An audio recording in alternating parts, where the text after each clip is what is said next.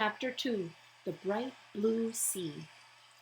Jack felt hot sunlight streaming into the treehouse.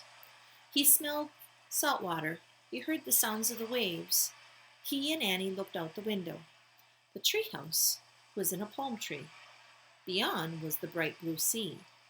A tall ship sailing on the horizon. It was just like the picture in the book. "Too late!" squawked Polly. "Look!" said Annie. Polly was flying in circles above the treehouse. Then she swooped down to the ocean. "Come on, let's go follow her." "Let's go in the water," said Annie. She took off her raincoat and she dropped it on the floor. "Wait, we have to study the book first," said Jack.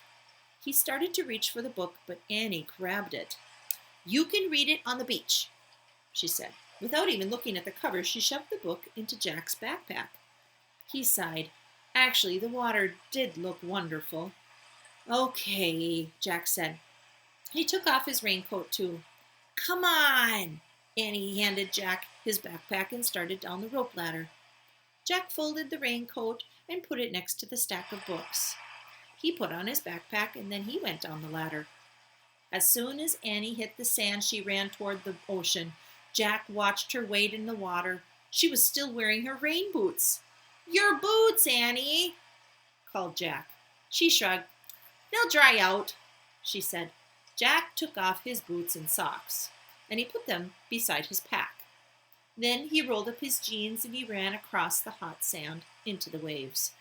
The water was warm and clear, and Jack could see shells and tiny fish. He shielded his eyes against the sun, and he peered out out to the sea. A tall sailing ship seemed a bit closer. "Where's Polly?" said Annie. Jack glanced around. No sign of Polly. Not in the palm trees, not in the sunlit sand, and not over the bright blue sea. When Jack looked out to sea again, he could see that the ship seemed even closer. Now, Jack could see its flag.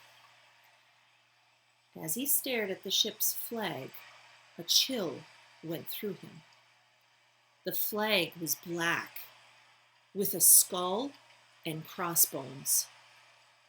"Oh, man," he breathed. He started out of the water.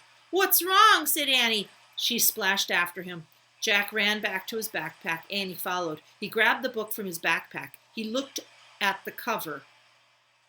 For the first time, he and Annie read the title of the book together. "Yikes," said Annie. "Pirates of the Caribbean," Jack read out loud.